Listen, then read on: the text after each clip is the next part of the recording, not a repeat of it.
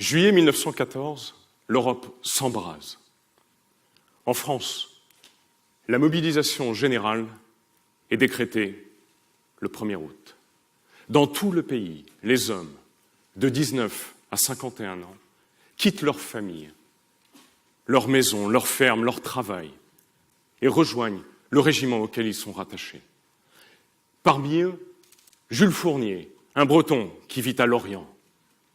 À 44 ans, il est capitaine de réserve. Il rejoint le 265e régiment d'infanterie qui se constitue à Nantes. En partant, il laisse derrière lui sa femme, Marie, et ses enfants, dont le dernier vient de naître quelques jours auparavant.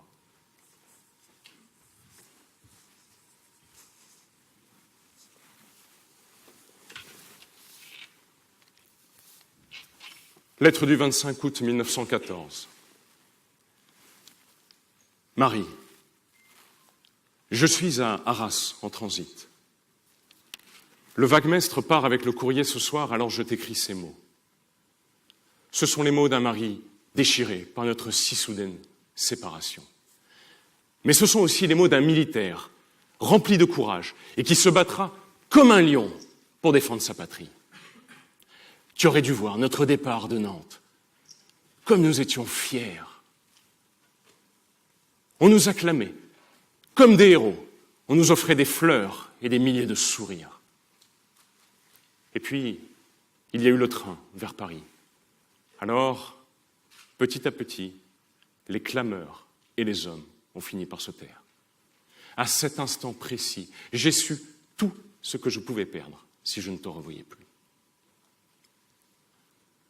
Ensuite, nous avons attendu dans des campements à l'est de la capitale. Avec les hommes de mon régiment, nous avons appris à nous connaître, nous nous sommes exercés aux manœuvres. La semaine dernière, on nous a même demandé d'écrire notre testament. Oh, pour la plupart d'entre nous, ce fut assez rapide, j'en conviens. Comme je savais bien écrire, j'ai pu aider quelques-uns de mes camarades. L'un d'eux m'a beaucoup fait rire. Il a déshérité sa femme. On va savoir pourquoi. Demain, nous repartons. J'ai entendu dire que nous irons vers Ginchy et, sans doute, nous y ferons notre première expérience du feu. Car les Allemands avancent vite. Ils avancent très vite, Marie. Mais ne t'inquiète pas. Si tu voyais ici comme tous aspirent à combattre, cette fougue me réchauffe le cœur. La France peut être fière de sa jeunesse.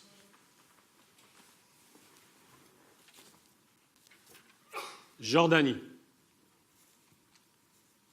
Base aérienne projetée H5, 14 novembre 2015. Erika. La nuit dernière n'a pas été comme les autres. Le commandant de base m'a réveillé à 3 heures du matin pour m'annoncer que la France venait d'être frappée en plein cœur de Paris. Mon escadron vient d'être chargé de réaliser les premières frappes de rétorsion. Comme tu peux l'imaginer, tout le monde est à fond.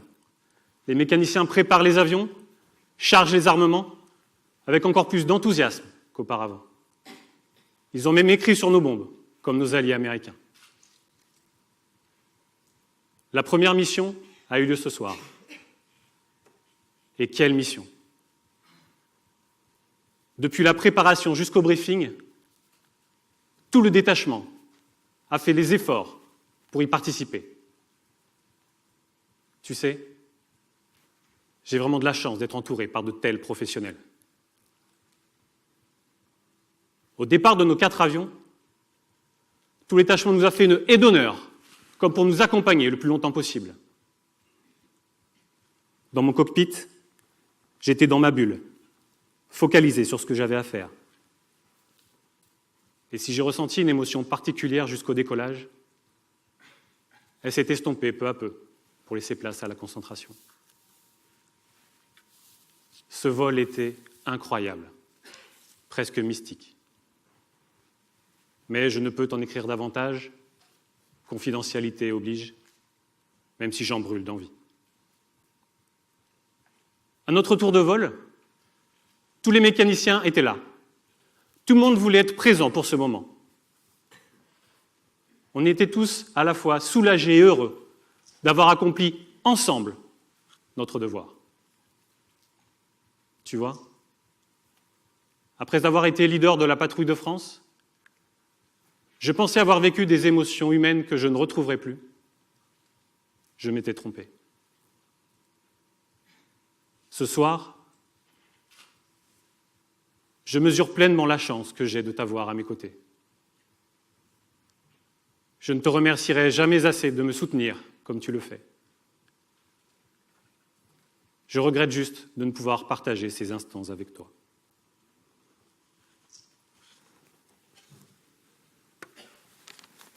« 7 septembre 1914, au cantonnement de Nanteuil-le-Haudouin. Marie, j'ai vu des choses atroces que je n'imaginais pas possibles. Nous avons été bombardés, pilonnés et assourdis par leur artillerie. Un régiment a perdu tous ses officiers. Les combats furent si violents que bien qu'ils ne durèrent que quelques heures, ce fut pour moi une éternité. Mais j'ai vu aussi un courage que je ne savais pas possible. J'ai vu ce jeune sergent partir à l'assaut, alors que sa jambe était transpercée par des éclats d'obus. J'ai vu les officiers partir devant nos hommes et tomber, remplacés par d'autres qui tombaient à leur tour. Ils sont morts en héros et seront certainement cités par le commandement. Quand les combats furent terminés, nous fûmes cantonnés pour prendre du repos. Mais je n'arrive pas à dormir. Marie, je n'arrive plus à dormir. Ce bruit des canons, il me hante. J'ai envie de l'entendre à nouveau et venger mes camarades. Depuis 2 jours, nous avons rejoint la Marne, où une grande bataille se prépare, dit-on. Demain, avec d'autres régiments, nous devrons reprendre le bois de Montreuil que les Allemands tiennent avec leurs satanées mitrailleuses. Je te raconte tout cela, Marie, mais je veux que tu saches que je vais bien. Je ne cesse de penser à toi, à nos enfants. Je pense à notre petit dernier. Comment va-t-il? À qui ressemble-t-il? Tu vas devoir redoubler d'efforts et de courage, toi aussi. Mais sache que tout ce que je vois ici n'aurait aucun sens si je ne pouvais rester en vie pour me battre, pour ma patrie, pour toi et pour mes enfants. Ton mari qui t'aime. 18 novembre 2015. Erika. Plusieurs jours se sont passés depuis notre première mission, et si l'émotion est retombée, le rythme des missions, lui, n'a pas baissé. Ce matin, à mon retour de vol, un journaliste s'est présenté à ma descente d'avion. Il m'a interviewé et m'a demandé si nous étions les héros de la France en cette période si particulière. Je lui ai répondu que les véritables héros, en tout cas les nôtres, ceux que l'on ne voit pas, qu'on n'entend pas, étaient à plusieurs milliers de kilomètres, dans nos foyers. Je pensais à toi et à nos enfants. Cela fait des années que tu t'occupes d'eux, durant mes absences, que tu les éduques, que tu les soignes et que tu leur apportes tout l'amour dont ils ont besoin. Alors que moi, je suis là où ma passion et mes convictions me mènent, au cœur de l'action, au service de la France, mais si loin de vous.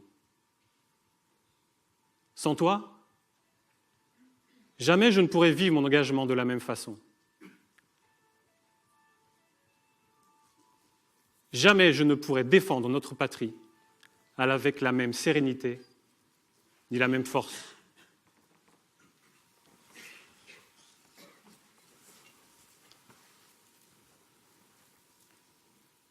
Le 8 septembre 1914, le capitaine Jules Fournier est grièvement blessé lors de l'attaque du bois de Montreuil. Il décédera quelques jours plus tard à l'hôpital de Rouen. Sa femme, Marie, continuera d'élever ses 8 enfants et vivra seule pendant 67 longues années, qui lui parurent une éternité, l'éternité d'un combat. Georges, leur dernier enfant, mon grand-père, n'aura jamais connu son père. Lui aussi sera mobilisé.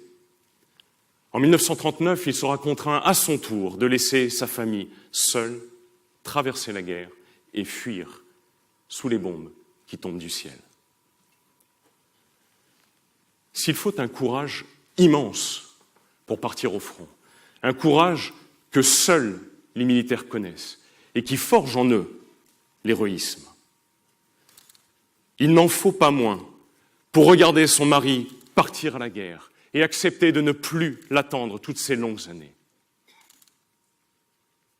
Et que dire du courage qu'il faut à un enfant pour grandir et devenir un homme sans la présence de son père? Oui. Finalement, les héros ne sont-ils pas ces hommes et ces femmes qui, dans l'ombre, permettent à ceux qu'ils aiment de réaliser leur destin au service de la France, quel que soit le lieu, quel que soit le moment, quelle que soit la durée, sur terre, sur mer ou dans les airs. J'ai encore en mémoire les mots de la femme de mon officier renseignement au moment de partir pour le Tchad et l'opération Barkhane. Il venait d'avoir un bébé. Et alors que je m'inquiétais de savoir si cela irait en l'absence de son mari, elle m'avait répondu avec une grande sérénité. Bien sûr, puisque c'est pour servir la France. Les conjoints des militaires apportent la sérénité indispensable et le soutien essentiel à la bonne réalisation de leur mission. Sans eux, rien ne pourrait tenir, rien ne pourrait grandir. Nos conjoints sont nos héros parce qu'ils contribuent, comme d'autres héros anonymes, à construire un monde meilleur